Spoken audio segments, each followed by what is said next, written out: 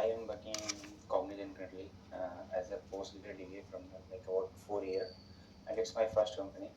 And I have worked on the on-prem and on AWS cloud database as well. And I have been responsible for database installation, database configuration, Mm-hmm. database backup and recovery, database monitoring, and database replication management. And I have also do the troubleshooting if there is any issue, and like managing the access of the user. And apart from that, yeah, I do work with the development team for like deployment for the query optimization or doing the schema changes. Okay, thank you. So 4 years, right? So in 4 years, can you explain some major activity you have done? I have upgraded the database from 13 to 16. And apart from that, I have migrated a database in AWS from one account to a different account. Mm-hmm. And apart from that, for major activity, I have also worked on the replication. Like I have set up the streaming replication for the Okay, development. thank you.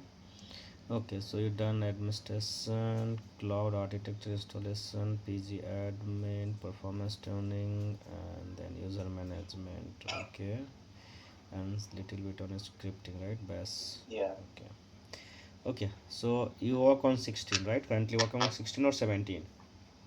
16. 16. So have you got chance to look in the new features of 16 being a DBA? New feature, if comparing from the 13, the vacuum is now more it's do the more uh, things like it clean the dead tuples fast comparing to the old version. Mm-hmm. And from older 20 when we used to do the replication, so that time we have to create the conf file and the a standard dot signal file, sorry, the recovery file. But in 16 we do not do that manually. We just need hyphen r in the script, and it automatically create those files. And for the queries, I see parallelism has come in the 16, after 30. Okay, so how many instances you have built so far? Is a Uh, standalone cluster, replication, whatever. like build in the sense ki installation or Yeah, an spinning installation, readiness. I created new instance, right, for that application, right? So for building the, I have installed the application on the on-prem, and also set up the, install the server on the on-prem and set up the replication. And on the AWS, there is a infra team that actually spin the instance. So I have worked on the on-prem for the Okay, instance. on-prem, right? So let's see, you have installed that Postgres 16, right? So after rebooting your system, right, what are the services or background processes you see? Have you checked that one? So yeah, Mm-hmm. so background processor Postmaster, which is actually keeps running in the background and check the user's credential and whether they have access or not. Mm-hmm. And apart from that, checkpointer and VG writer, ball writer of Mm-hmm. the vacuum. So these processes run in the background. Okay. So can you differentiate between busy writer and wall writer? Yeah. So VG writer is actually gradually write the dirty tuples from shared buffer to the main disk, Mm-hmm. and the ball writer write the ball file from the buffer pool to the ball file in the disk. Okay. Yeah.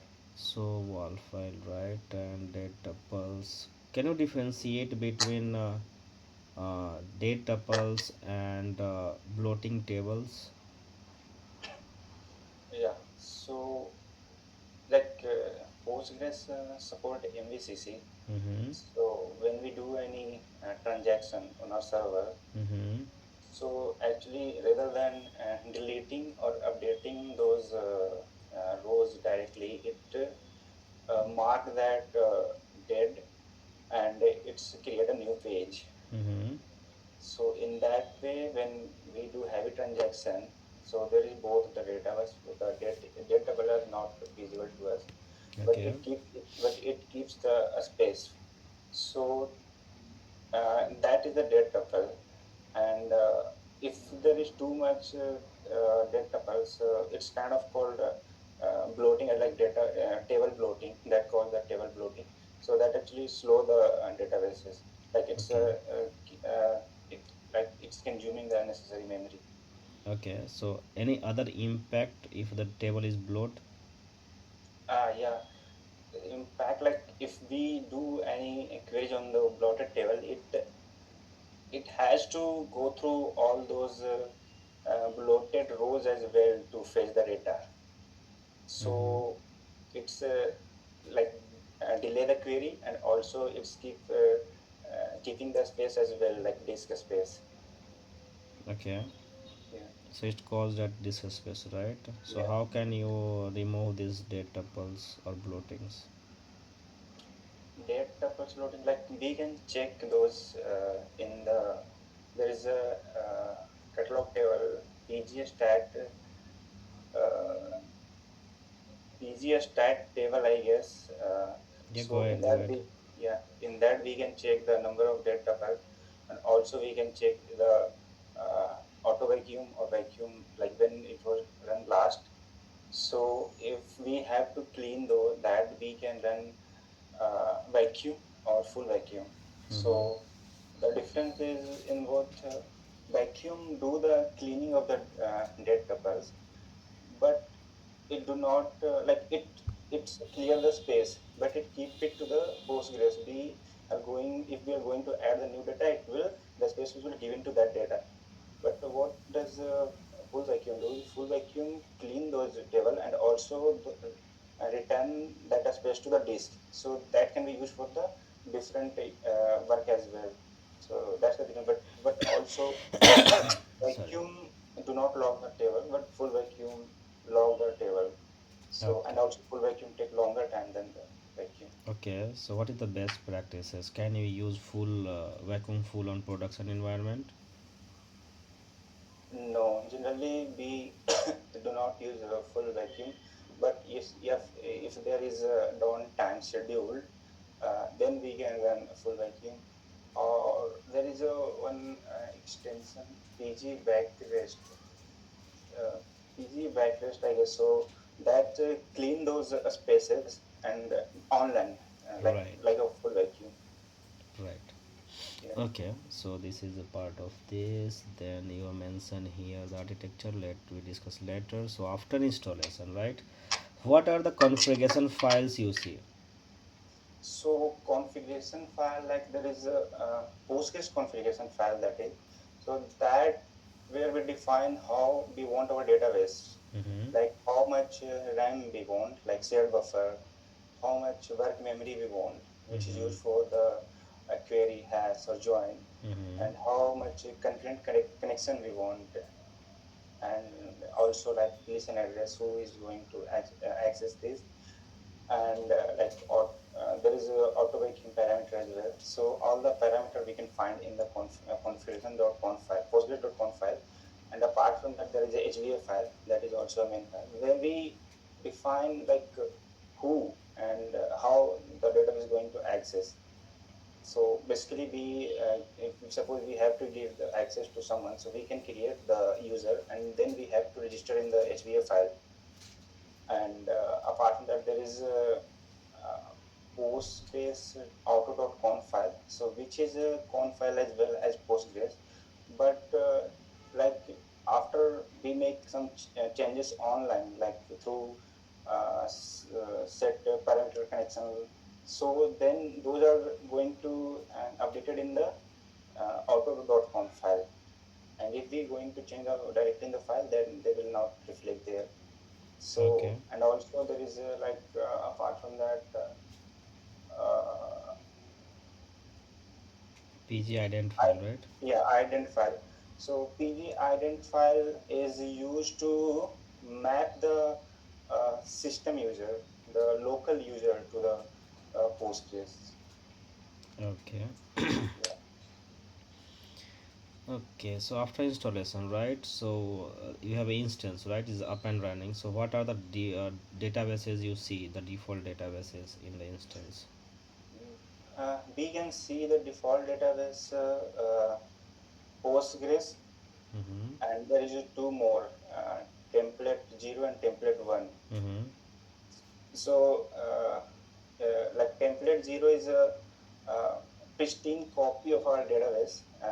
If you suppose if we anyhow corrupt our Postgres database, so we can create using the pristine 0. But sorry, we cannot connect to the pristine 0. There is a pristine, the database was Postgres and template 1, sorry, template 0 and template 1. So we cannot connect to the template 0, but we can connect to the template 1, and we can do the some changes. And if we are using to create, like we suppose we are going to create a database and we copy the template 1, so all the we have thing created in the template 1, it will come our new database. So yeah, so if we are make some changes in the template 1 and it gets corrupted, then we can clear the template 1 using the template 0. Okay. So Yeah. can we take a backup of template 0? No, we cannot connect to the template 0. Thank you. Nine, then okay, the monitoring part later. Before that, the installation completed the architecture. So can you help me to understand that the Postgres storage architecture? Storage architect. Yep. So a storage for like for cache there is a shared buffer Mm-hmm. and ball buffer Mm-hmm. and C-log buffer. Mm-hmm.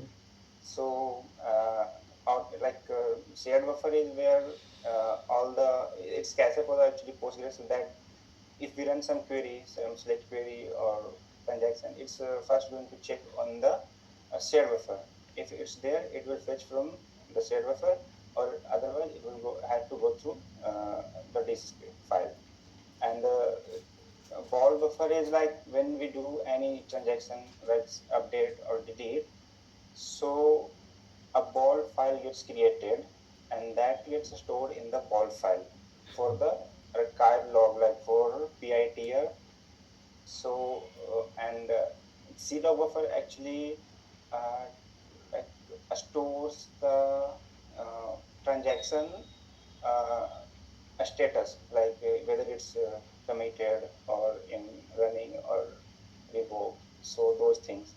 And if we come to the disk file, so there is a four file, the ball file and a log file and what is called the main file. I can't recall right now. And one more file is there. I'm unable to recall, but there is Yes. four file at the disk. Okay. And what about this FSM and VM? Uh, FSM, Mm-hmm. Have you heard the name FSM? no. VM? Okay. Now about this backup and restore, right? So PG dump all, and the base backup, right? So can you Mhm. differentiate between these three: PG dump all, and the base backup? Yeah, so uh, all these three are Postgres utility. Mm-hmm. So pgdump is used to take the backup of a single database Mm-hmm. or a single table, and the pgdump all is used to take backup of all the database in the server. And the difference is like the first difference, the database, like the pgdump take only one database or single table, and pgdump all take the all database. The Mm-hmm. second difference, pg dump all only take the backup in the plain format, like in the SQL format, we can read that after backup.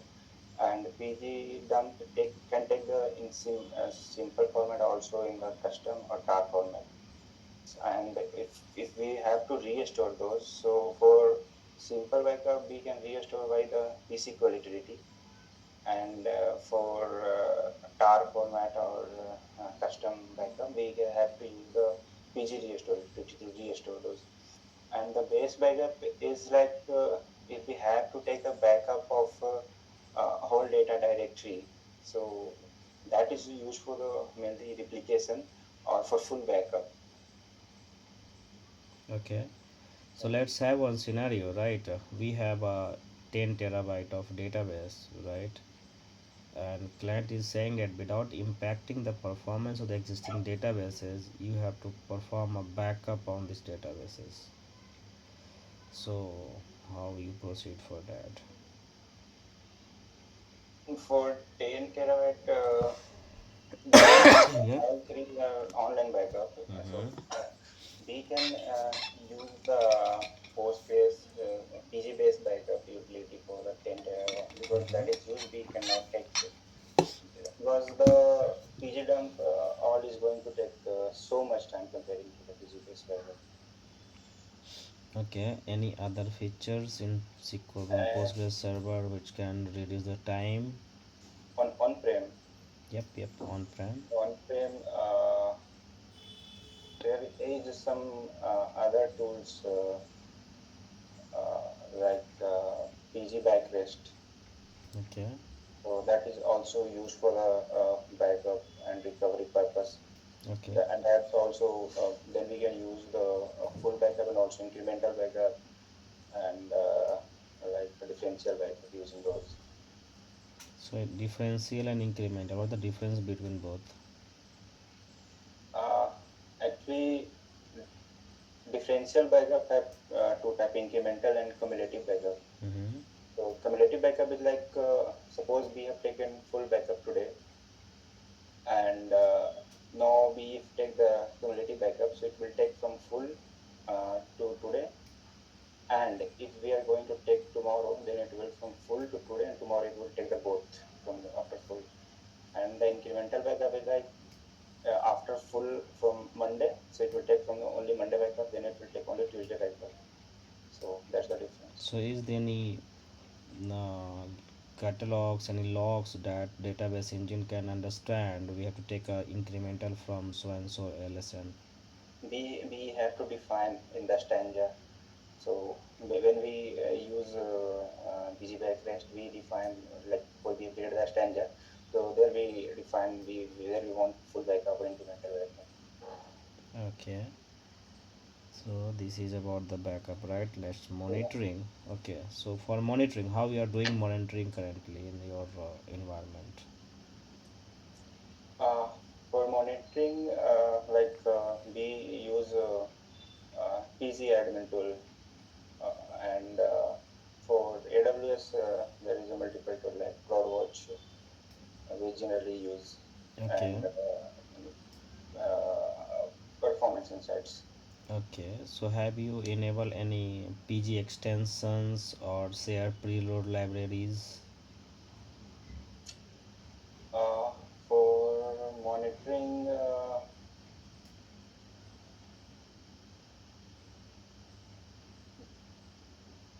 Okay. Not like it's their PZ audit parameter. PG audit, PG status statement activity, PG right? stat activity, yes, Auto PG stat activity. explain, PG Yeah, cron tab, right? yeah, cron Okay. tab for the scheduling, yes. So let's have one scenario. Your manager is asking, could you please fetch that active and the ideal connections on XYZ production server? So can you write an statement for the same? Yes, we can use the PG stat activity, and that is the Postgres table. So using PGS activity, we can see the idle and the idle and transaction and the user or what are the queries are running there and how long it's been running. No, the manager is not asking about the query, right? Mhm. I am just typing here in the chat. You can see the structure of the table, and you have to just write a query for the same. Okay. So we require two rows and two columns, a state and count. A state is ideal and active, right? And the count. Right? You got my question? Yes. Yeah. Yeah. Thank you. So actually, we have to check the idle and active connection on the Yep, database. yep, yep. Two rows and two columns only, right? Not the query and other things. Any functions. Mhm. So without group by having, you can use that one, right? Yes. So if you execute this query, Mhm. you get that the state and the count, or you have pass here or, right? A Yeah. state ideal or a state active. So what does it mean? Can you explain that? What is the difference between or and operator? And is like when we want both the condition true, uh, idle and active, same in one. So And here or means what? If or if your means query get ideal either connection is not going to search for the active connection, right?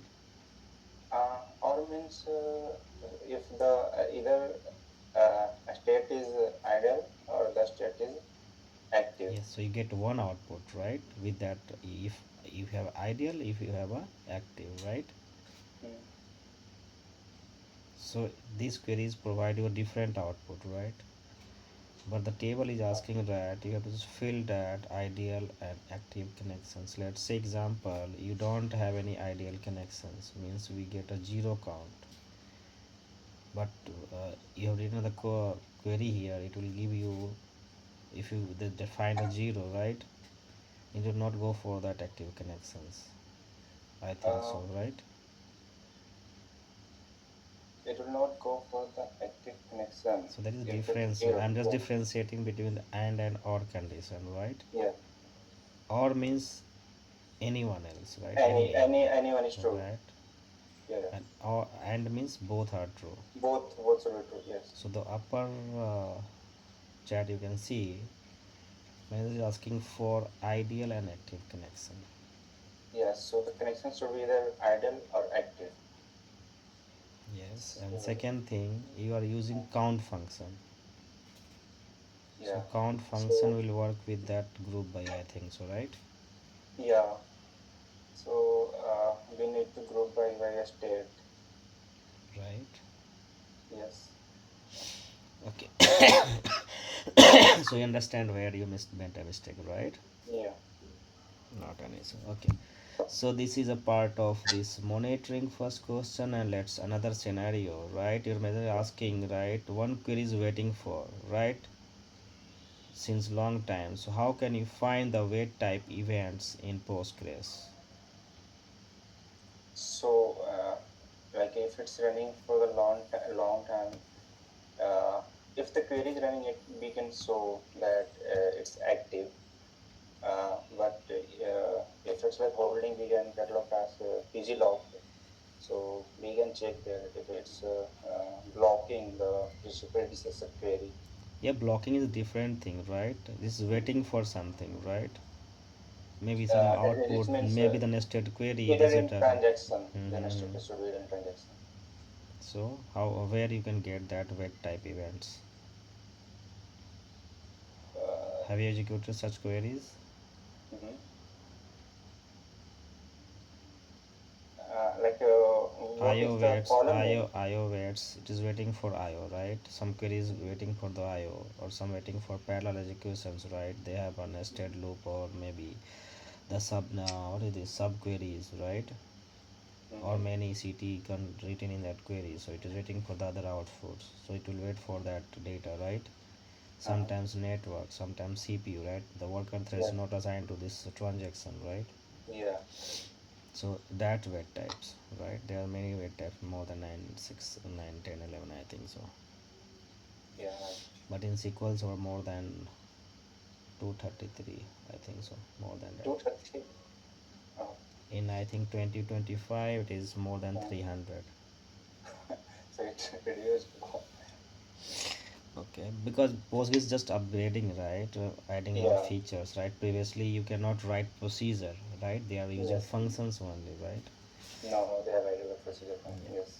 Okay, so this is the monitoring part.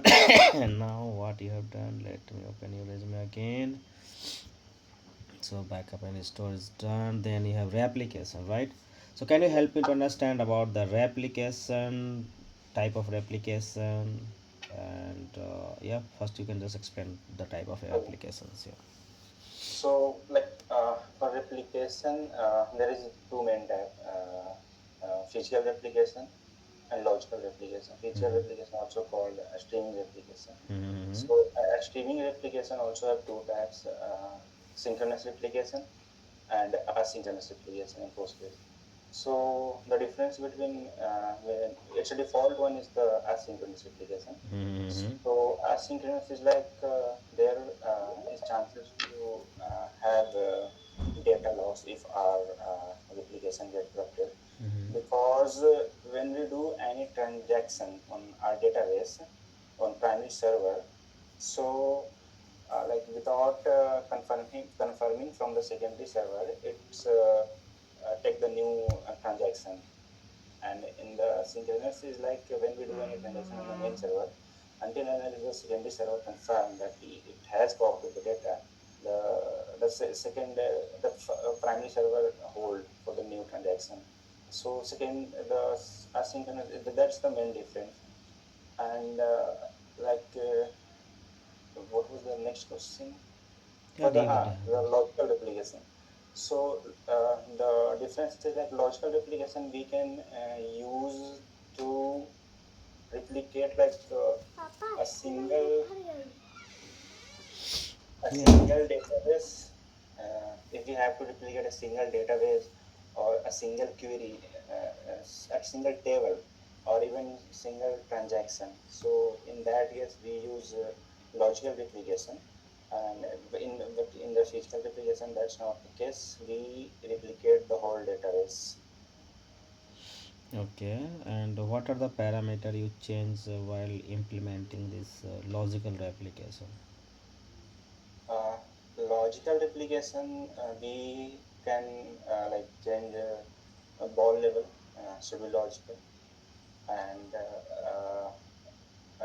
key ball size. So, and that's enough for the logical. But in the physical, we changes more like ball level should be replica, and max key ball size, and a card mode actually for the PITR, and listen address in the postgres.conf file, and replication slot. Okay. Yeah, and for the slave we can use hot standby parameter. So if we make this on, then the slave is going to take the read. Sorry. Okay, so we are not touching here performance tuning, right? So going forward, user management and roles. So what are the default roles you see in the Postgres? Default roles means default user. No. When we create So the, user is different thing, role is different thing, right? everything is role in the Postgres. Like a role is just it cannot access the database, but it has permission. It has some access, but it cannot access the database. But user can access the database. So you can assign the use role to the user, right? Yes. So I'm just asking what are the roles you can assign to the Oh, user? so we can assign read and read, write. Okay, anything Yeah. else? For replication, in the replication, we assign to the replication role as well. And after apart from that, there is like if we have to even create table, so we separately need to assign them. Okay. And apart from that, yes, for series, like in databases, when we create tables, so we use series for like auto count. So that also need to assign. Okay. So cloud I am not touching here. I will touch in the last. So work on Terraform. So what you have done in Terraform? Actually, I'm not from the main infra team, but if we have to like roll a spin some instance for us, like for testing, then yeah, I have a spin the instance on the using the So Terraform. using that Ansible pipelines, right? Jenkins pipeline, Ansible and Jenkins pipeline, right? No, we just use Terraform for to like keep the code same. So if So we have for the testing purpose to spin the same type of instance, like changing the name and the instance type. okay, so from where you are getting the code? This is GitHub or any other We have a store in the S3 bucket. S3 bucket, simple Yeah. script, right? Okay. Yes. So basically, this is a part of automations and DevOps team, right? Yeah. Okay, leave it then Python, leave it then Bash scripting. So what you done in Bash scripting? Uh, in Bash, like if there is a server on the Linux Red Hat, some server. So for we use the Bash and we like I have created automation for the backup of the database using the cron time Mm-hmm. in the tool. So have you got chance to automate backup and restore using this shell command? Uh, Not restore, we have to restore manually. Okay.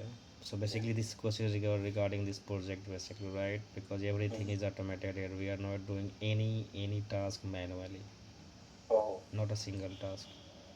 oh, okay. So like there is so many automation things, huh? Okay, then Linux and Windows. Okay, so you are working on Postgres on both Windows environment, right? Linux and Yes. Windows. Yes. Okay.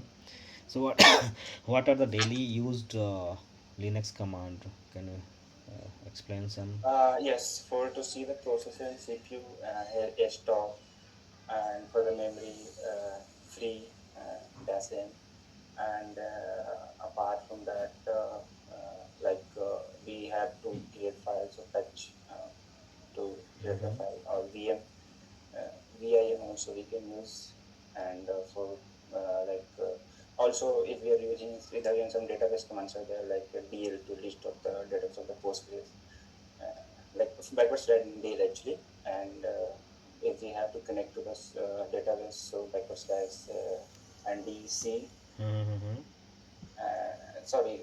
the backward slash is C and the database name to connect to the particular database or to list down the table.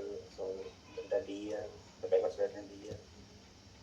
Mm-hmm. Okay. So basically, right, and what I missed that here. Okay, how comfortable to work on cron tab scheduling? Cron tab, yeah, I have done it, but not frequently, honestly. So, but Okay. I can do the task, and that's not an issue. Okay, now the last stage of this intro, troubleshooting and performance tuning and optimization. I think you mentioned here, right? Hmm. So we go with the troubleshooting part, right? You heard about the pager duty alerts? Pager duty alerts in the Yep, Postgres. yep. Uh, It is a no, pager duty is a third-party tool, maybe that's alerting tool, right? Or uh, ELK, or maybe the other tools, right? You send an alert, right? Or some monitoring tool that send an alert, right? I have not used this one. Okay, so let's say you are getting an email, Mhm. right? In email it is saying that user is not connecting the Postgres because connection is refused by Postmaster or Postgres. So what will you do? If user is not able to connect to the Postgres, then there is chances that either the user don't have access to that particular Now database. previously he was able to work, right, since long time, but suddenly Okay. today morning he is not able So to connect, in right? that case, there is a max connection could be high. Mm-hmm. We can check the max connection, Mm-hmm. and apart from that, we can check the logs. Okay. And if there is a max connection, we check the idle connections, and we can clear those connections. So how can you check the total number of connections? using the PGS stat activity, the select count PGS stat from where So is count what you are going to count. Query, the PID ID, database ID.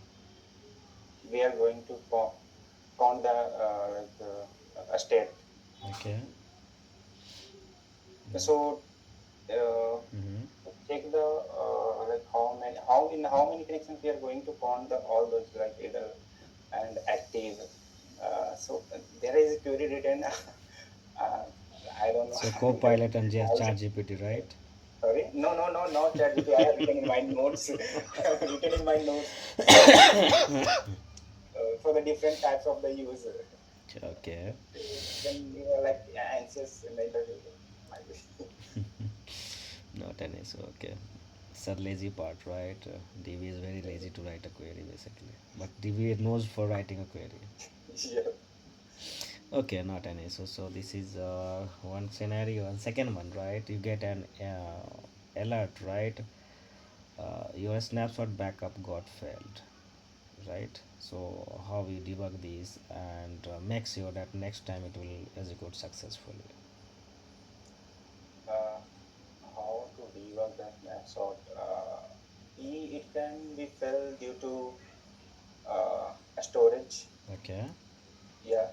So because we used to get a storage alert, so for that we can check the logs because logs also consume so many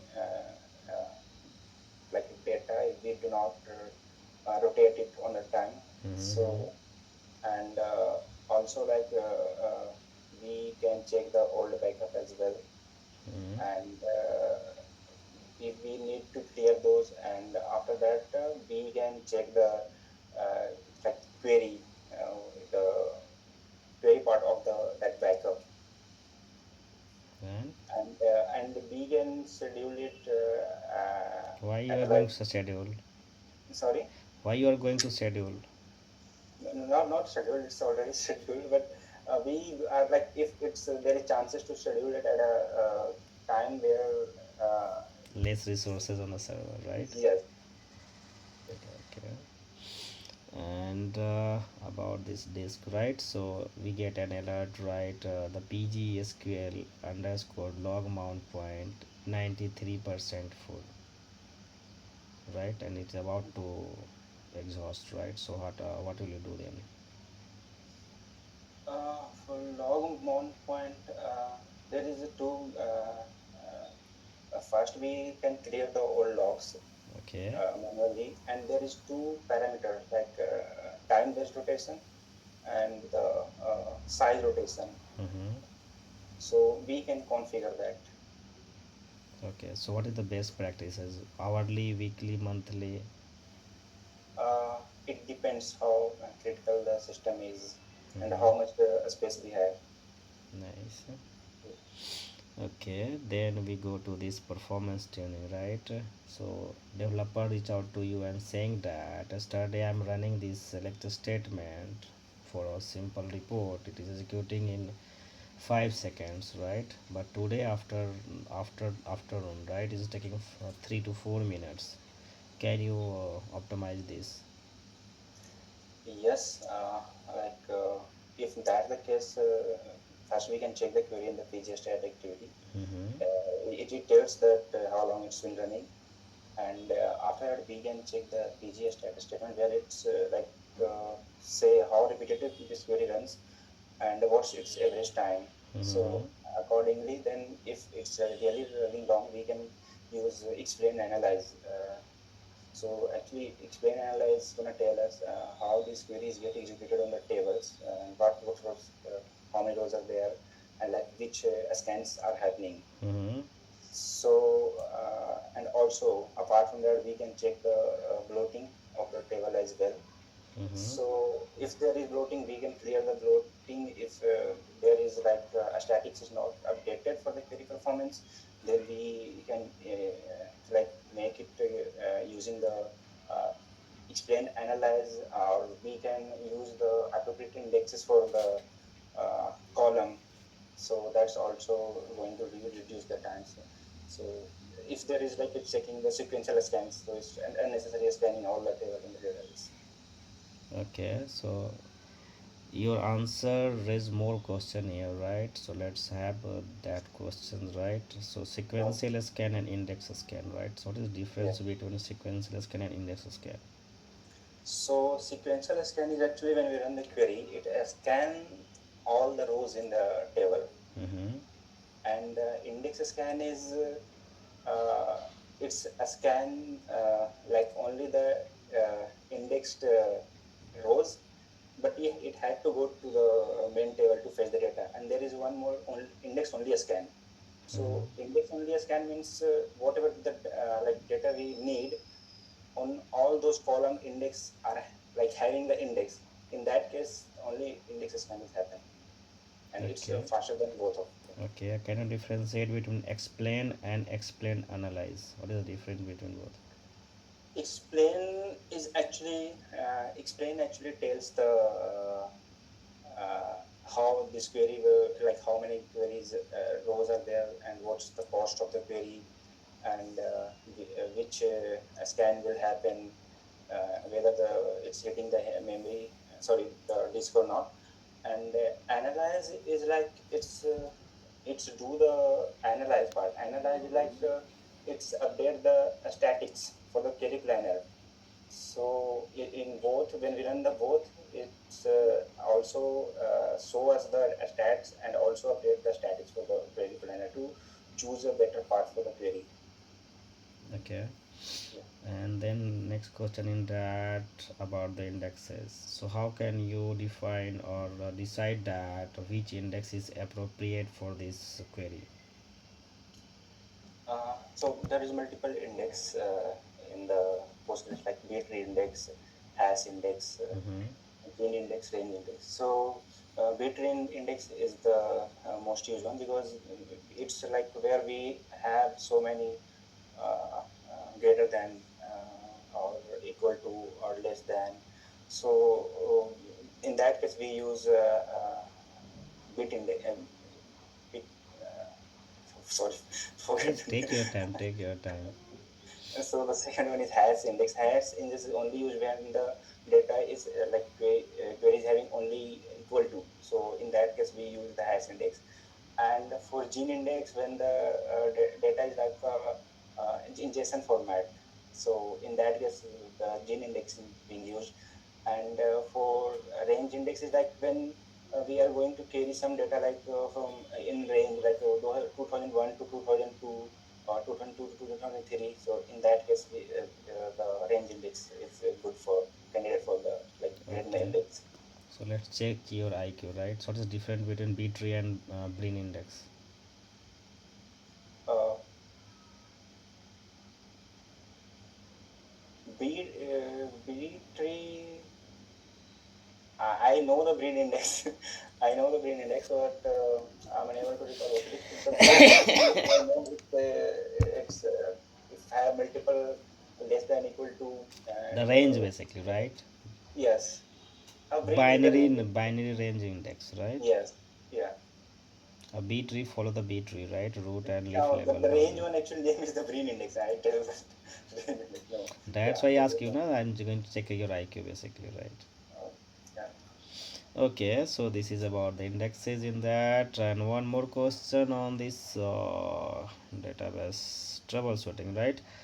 So there is an error, right? Very frequently you see canceling a statement due to the statement timeout. So what will you do?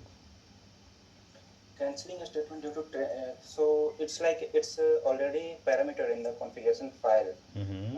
There is a statement time of parameter, so which is actually cancel the query.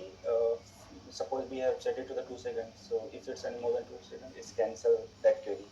So if we have set it for the particular task or it's beneficial for the database, we can keep it as it is. It can run again. But if you want to increase or give it more time, like suppose we have to process the more data. Now it's the job is processing the more data. Then we need to configure that. So let's say we have a OLTP report, right? it is taking we have a statement timeout 15 minute by default, right? It is running for 23 or 25 minutes. Then what will do?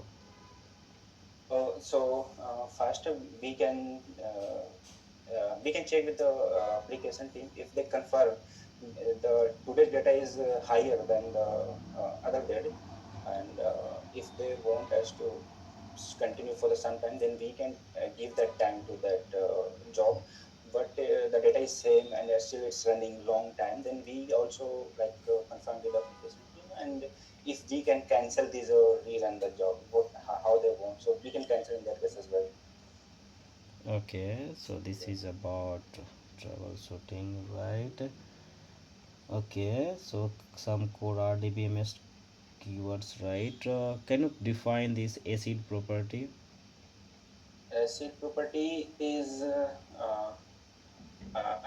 atomic consistency, isolation, and durability. So basically, it's like when we do any transaction on the database, so it makes sure that either the database transaction is like completed or it should be revoked.